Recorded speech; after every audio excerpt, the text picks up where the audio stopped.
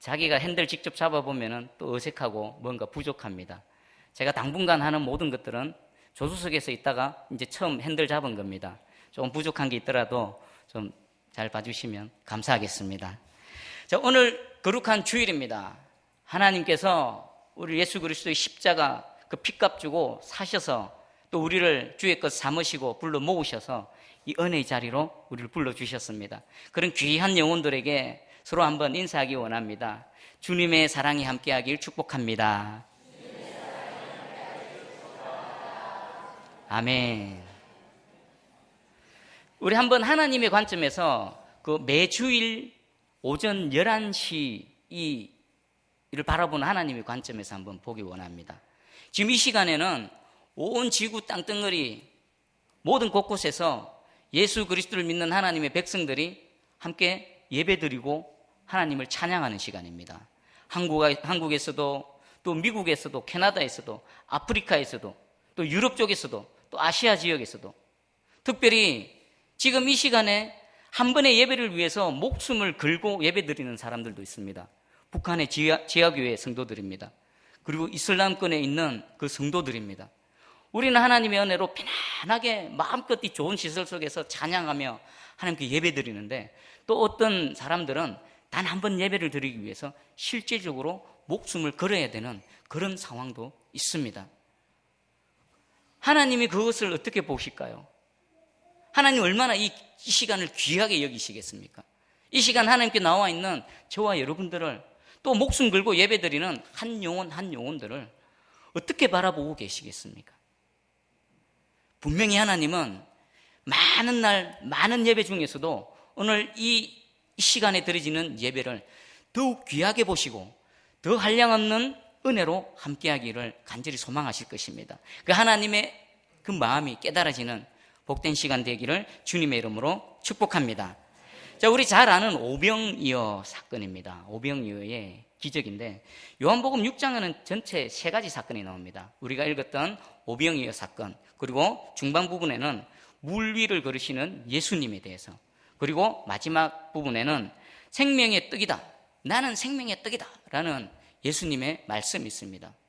사실 전체적인 문맥에서 보면은 오병이어 사건이나 물 위로 걸으시는 이 사건은 마지막에 나는 생명의 떡이다 라는 이것을 실질적으로 눈으로 보여지고 입으로 맛보게 하기 위한 하나님의 은혜인 줄 믿으시기 바랍니다. 오병이어 사건을 통해서 무엇을 깨닫습니까? 우리는 제한적입니다. 한계가 있습니다. 우리가 갖고 있는 것 가지고는 도저히 우리 앞에 닥친 문제를 해결할 수가 없습니다. 그런데 하나님이 역사하시니까 그 말도 안 되는 일들이 풍성하게 채워지고 이루어지는 것을 오병이어를 통해서 나타내 보이십니다. 그리고 물 위를 걸으심을 통해 무엇을 보여주십니까? 초자연적인 역사를 통해서 예수 그리스도께서는 피조물이 아니라 자연을 초월해 계신, 모든 것들을 초월해 계신 창조주 하나님이심을 보여주고 계시는 겁니다. 그것을 보여주시고 난 이후에 요한복음 6장의 전체 핵심 구절입니다. 제가 읽어보겠습니다. 6장 35절입니다. 예수께서 이르시되 나는 생명의 떡이니 내게 오는 자는 결코 줄이지 아니할 터이요 나를 믿는 자는 영원히 목마르지 아니하리라. 그리고 51절입니다. 나는 하늘에서 내려온 살아있는 떡이니 사람이 이 떡을 먹으면 영생하리라. 아멘. 예수님은 오병이의 기적을 보여주시고 물 위를 걸으심을 통해서 나는 하늘로부터 온 하나님께서 보내신 너희를 위한 생명의 떡이다, 이것을 증명해 보이기 위해서 이 은혜를 보여주셨습니다. 자, 오늘은 그 2개 중에서 하나입니다. 오병이어. 저와 여러분들 예수 그리스도를 믿습니다. 우린 영원한 생명을 소유했습니다. 부분적으로 천국을 누리며 살아갑니다. 하지만 여전히 일반 사람들과 마찬가지로 가정에서나 사업터에서나 또 한 개인으로서 수많은 문제를 봉착하면서 살아갑니다. 그리고 그것을 해결하기 위해 밤낮 수고하고 애쓰고 또 눈물 흘리고 때로는 하나님께 나와서 도움을 구하고, 하지만 어떻습니까? 우리 스스로는 해결할 수 없습니다. 제한적입니다. 오늘 그런 우리들에게 하나님께서 오병이어 기적의 비밀을 말씀해 주기를 원하십니다. 요 비밀만 알고 또 저와 여러분들의 삶 가운데에, 우리 교회 가운데에 이것이 적용되어지기만 하면 지금도 이 오병이어의 기적이 우리를 통해 나타날 줄 확실히 믿습니다. 여러분 가슴에 손을 얹고 진심으로 한번 생각해 보십시오. 이 오병이어 사건, 우리가 읽었던 이 본문의 내용을 실질적인 역사적인 시간 속에서 우리의 발을 딛고 살아가는 공간 속에 실제로 일어난 사건임을 진심으로 믿으십니까? 진짜입니까? 잘 안 믿으시는 것 같은데 아멘 소리. 자, 이것이 전제되어지지 않으면 오늘 전하는 이 말씀이 아무런 의미가 없지요. 오늘 이 자리에 모인 저와 여러분들은 이 오병이어 사건이 우리 역사적인 사건 시간 속에서 실질적으로 일어났던 실체임을 믿는 줄 확실히 믿습니다. 자, 그러면 한번 비밀을 살펴보겠습니다. 예수님께서 지금 5절에 보면은 제자들에게 이렇게 질문을 하십니다.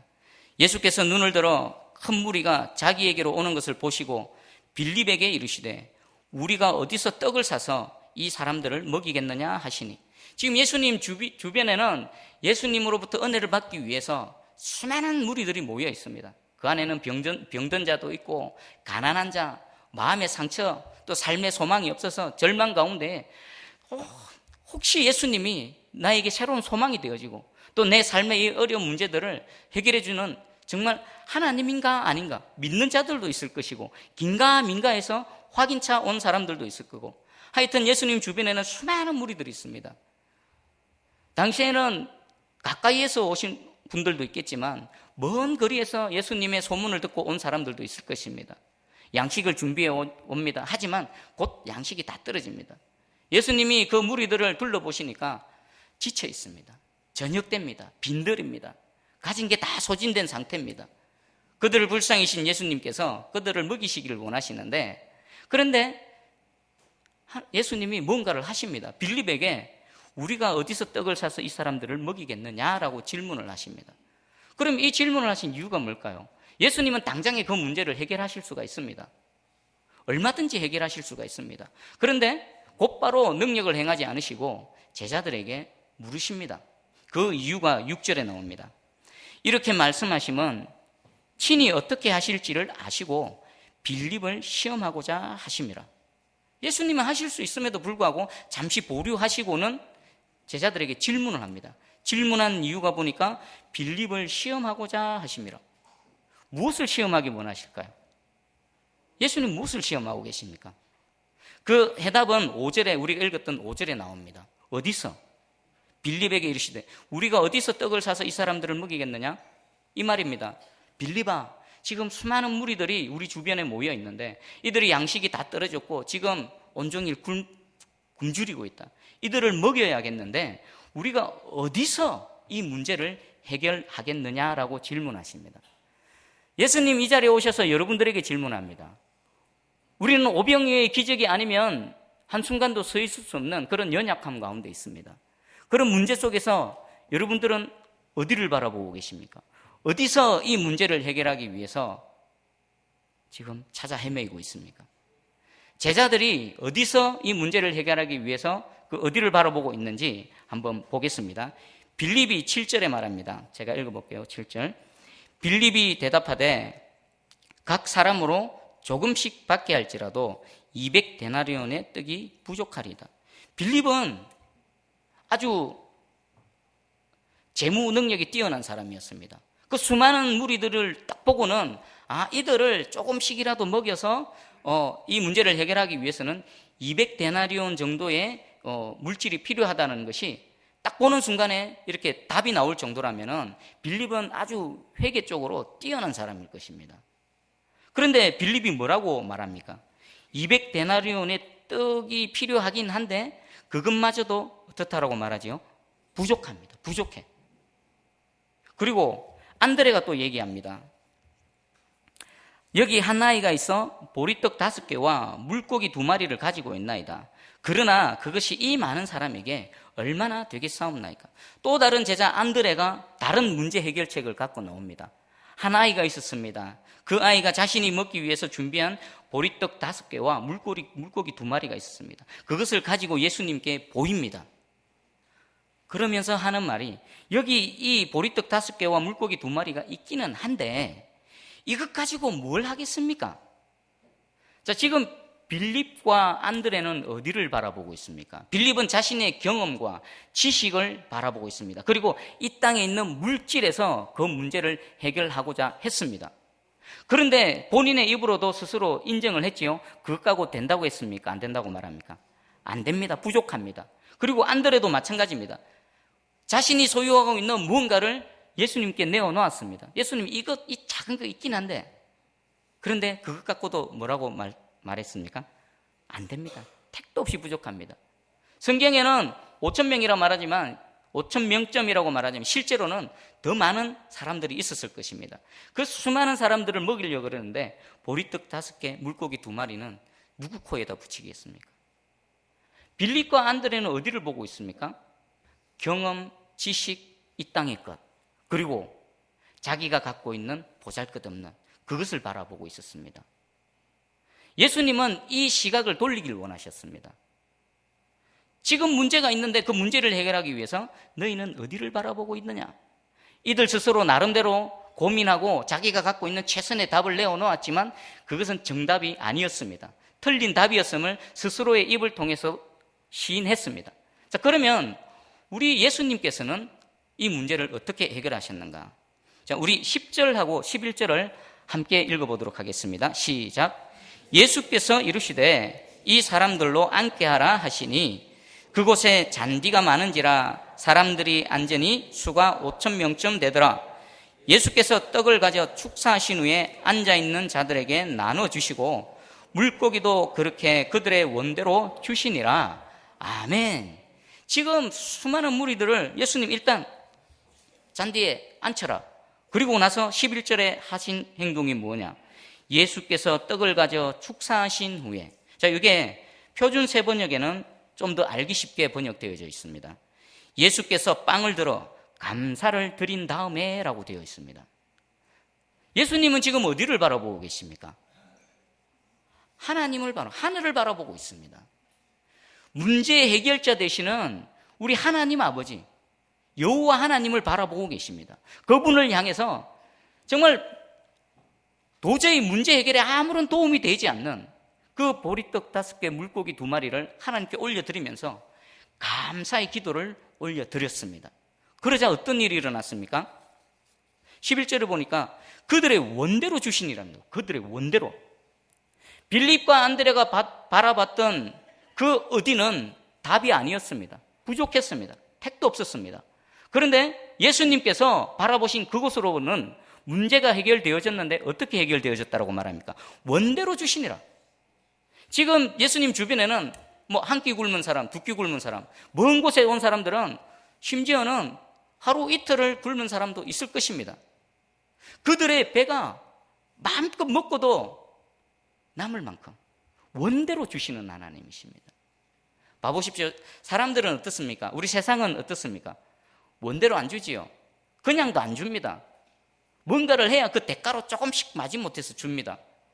그리고 자기가 없으면 어떡합니까? 숨겨놓고 있으면서도 없다라고 거짓말해버리고 안 줍니다. 이게 우리가 발을 딛고 살아가고 있는 이 땅입니다. 그런데 하나님 나라는 그렇지 않습니다. 원대로 주십니다. 원대로. 우리 하나님은 째째하지 않으십니다. 지금 예배드리는 우리가 감사하며 나와 있는 우리 하나님이 어떤 분인지 진짜 깨달아 알기를 주님의 이름으로 축복합니다. 성경에서 하나님의 그 은혜를 표현하는 말이 몇 가지가 있는데 거기 보면 영어 단어로는 레빗이라는 단어가 있습니다. 그리고 pour out이라는 단어가 있습니다.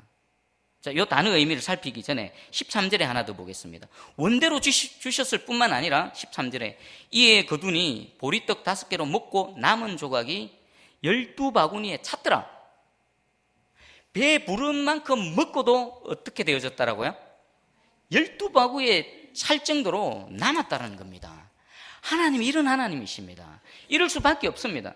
여러분들이 하나님을 향해 어떤 큰 문제를 갖고 나왔다 하더라도 어떤 마음의 소원으로 하나님께 요구한다 하더라도 그 광대하신 하나님 입장에서 보면은 어디에 비교가 될까요?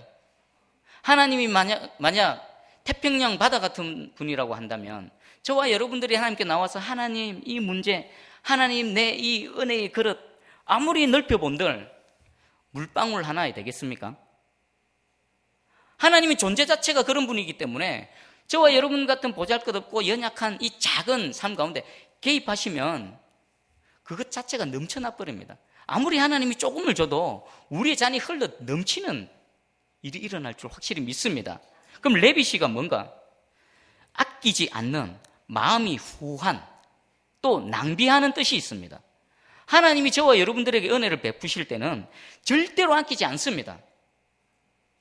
아끼는 마음이 없습니다. 더 많이 주시려고, 심지어는 낭비가 되어질 정도로, 그 필요가 채워지고 남고 흘러 넘칠 정도로, 낭비가 되어질 정도로 우리에게 부어주시는 하나님의 은혜인 줄 믿으시기 바랍니다. 그리고 또 한 단어가 있습니다. puorout입니다. puorout. 이것은 들이붓다라는 겁니다. 들이붓다. 노아의 홍수 때에 하나님께서 하늘문을 활짝 여시고 이 땅에 비를 내리시는데 그때 표현되는 게 puorout입니다. 도저히 감당할 수가 없습니다. 그런데 하나님의 은혜를 저와 여러분들에게 베푸실 때도 동일한 원리로 베푸십니다. 마치 나이아가라 폭포에서 물이 떨어집니다. 그 밑에 있습니다. 한번 상상해 보십시오. 하나님의 은혜가 그렇게 우리 가운데 부어진다라는 것입니다. 깨달아 하시길 주님이 축복합니다. 그리고 이 은혜가 있기를 주님의 이름으로 축복합니다. 자, 그러면 한번 정리를 해볼까요? 이 동일한 문제 속에서 우리가 오병이어의 기적의 비밀을 지금 알아보는데, 동일한 문제 속에서 제일 첫 번째 비결이 뭡니까? 어디를 바라보는 겁니다. 어디를. 왜 우리는 하나님을 섬기면서 예수 그리스도, 전능하신 전능자 하나님을 섬기면서 이 성경에는 기록되어져 있는 이 오병이어의 기적이 실제인 줄 믿으면서도 불구하고 내 삶 가운데 재현되지 않는 걸 이상하게 여기지 않습니다. 늘 제한된 속에서 그냥 그렇게 살아갑니다. 오늘 우리의 이 인식이 이 말씀으로 쪼개지기를 주님의 이름으로 축복합니다. 우리가 어디를 바라보느냐에 따라서 이 오병이어의 기적은 우리 삶 가운데 실질적으로 재현되어질 줄 확실히 믿습니다. 지금까지 어디를 보십니까? 내가 갖고 있는 거? 내가 경험했던 거? 그것 갖고는 안 됩니다. 우리 시선을 하나님께 돌리기를 주님의 이름으로 축복합니다.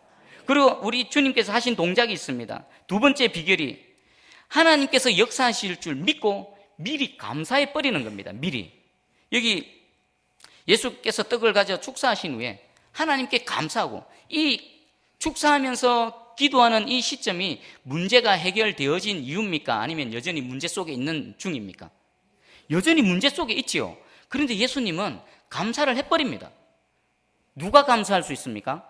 은혜를 입은 자입니다. 예수님은 지금 하나님께서 은혜를 베푸실 줄 확실히 믿고 그것을 바라보고 감사를 해버리는 겁니다. 우리 많은 감사가 있습니다. 감사 중에 최고의 감사는 미리 감사해 버리는 겁니다. 여러분들 2015년도 이제 한 해를 마무리합니다. 어떤 마음의 소원이 있었습니까? 그것이 이루어졌습니까? 아니면 진행 중입니까?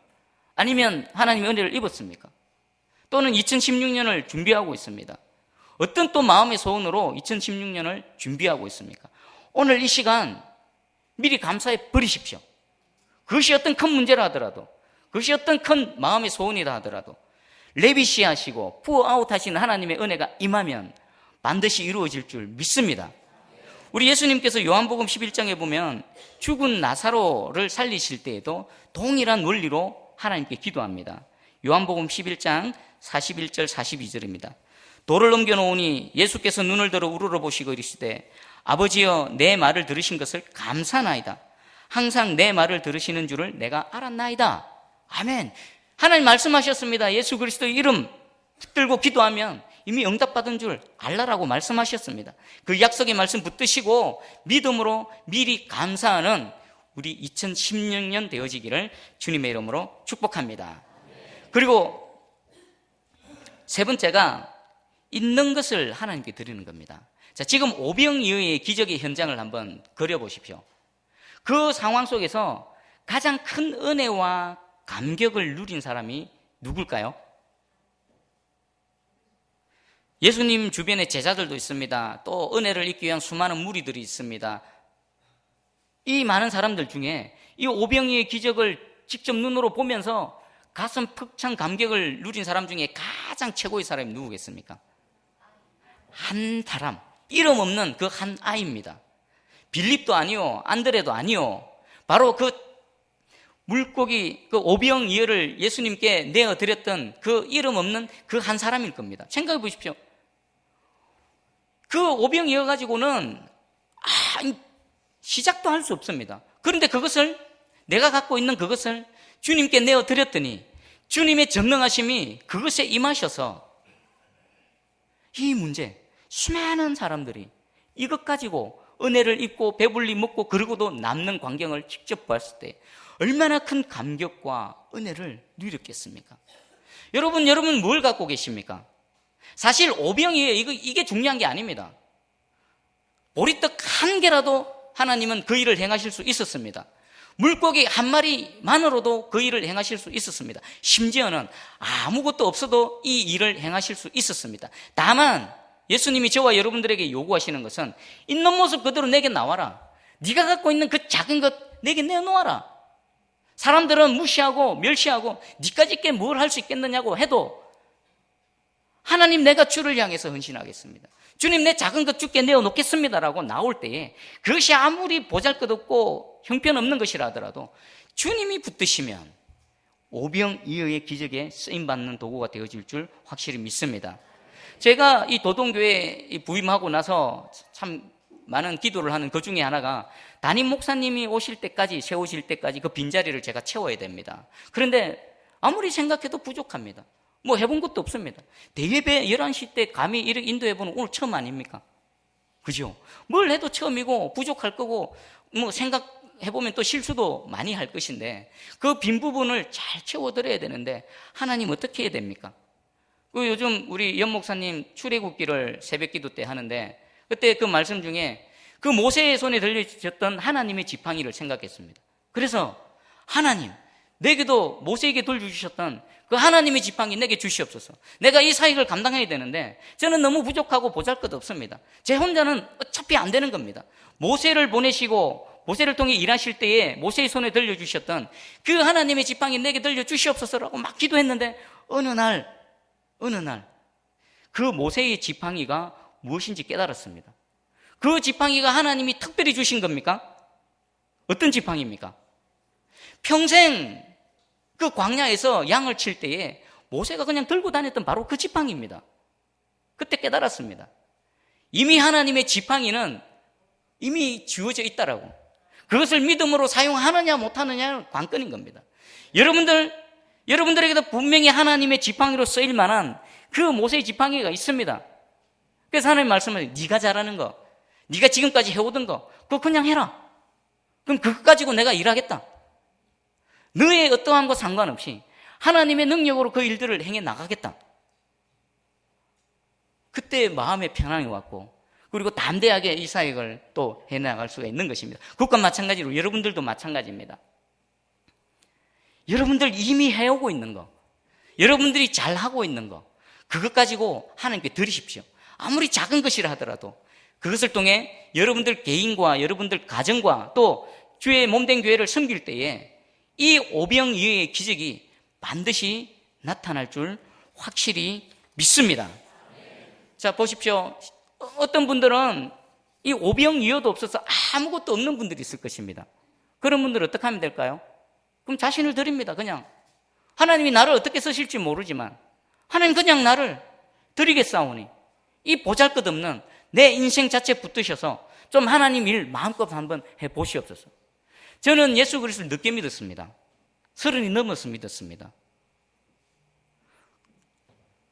그리고 예수 그리스도를 만나고 은혜 받고 막 그랬는데 제 마음에 예수를 믿는데 변화되어지는 거 없고 내 삶은 똑같고 뭐 직장도 형편없고 막 또 신앙적으로 봐도 뭐 당대 부모님이 믿었기 때문에 뭐 장로님, 권사님 이런 것도 아니고 아무것도 아니고 하루는 성남교회에서 그 어떤 부흥회가 있었습니다. 그래 직장 일을 마치고 막 은혜 받을 거라고 막 갔습니다.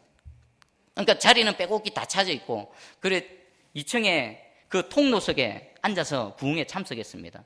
그때 강사님이 자신을 드리십시오라고 하더라고요. 그때 기도했습니다. 이제 예수 믿은 지 얼마 되지도 않고 세상적으로나 신앙적으로나 아무것도 누구에게 내세울 만한 거 없는데 어차피 이 땅에서는 소망이 없고 오직 예수 그리스도 안에서 새로운 소망으로 살아가는데 하나님, 나 같은 인생도 하나님 붙드시고 일하실 수 있습니까? 제 자신을 드리겠습니다. 그때는 제가 이 기도가 무슨 기도인지 몰랐습니다. 강사분이 하라고 하니까 그냥 그 말씀 붙들고 기도했습니다. 한번 생각해 보십시오. 예수 믿고 이제 교회 들어와가지고 10년 만에 제가 이 목사가 돼가 강단에 서가지고 이 하나님을 외칠 수 있는 거 상상이나 했겠습니까? 못합니다. 상상할 수가 없는 겁니다. 다만 하나님, 내 인생도 하나님께 붙들림 바 되어져서 어떻게 쓰일지 모르지만 하나님 한번 사용해 주십시오라고 했다만 하나님 여기 세우시고 여러분들에게 그때 그 사건을 간증하게 하신 것입니다. 오늘 이 시간에 여러분들에게도, 여러분들 가정에도 이 은혜가 있기를 주님의 이름으로 축복합니다. 하나님은 없는 것을 있게 하셔서 우리에게 주십니다. 우리의 연약함에 하나님의 강함으로 채워주셔서 얼마든지 일들을 행해 나가실 것입니다. 이 오병이의 세 가지 원리, 주만 바라보십시오. 그리고 또 미리 믿음으로 감사를 드리십시오. 그리고 여러분들 보잘것없는 거 어떤 것이라도 주를 위해 드리시기 바랍니다. 오늘 말씀을 마무리하면서 우리 함께 찬양하기 원합니다. 우리 주만 바라볼지라. 이 찬양할 때에 찬양의 가사에 여러분들의 마음을 담아서 찬양해요. 우리의 이 찬양이 하나님께 올려드려지는 간절한 기도가 되기 원합니다. 그동안 내가 바라봤던 거, 내 형편을 바라봤고, 내 능력을 바라봤고, 내 환경을 바라봤고, 내가 갖고 있는 무언가를 바라봐서 되는 일이 하나도 없었습니다. 이제 그 시선을 주께로 향합니다. 오늘 말씀의 은혜와 능력이 내 삶 가운데 새롭게 시작되게 하여 주시옵소서. 우리 주만 바라볼지라. 하나님의 사랑을 찬양 드립니다.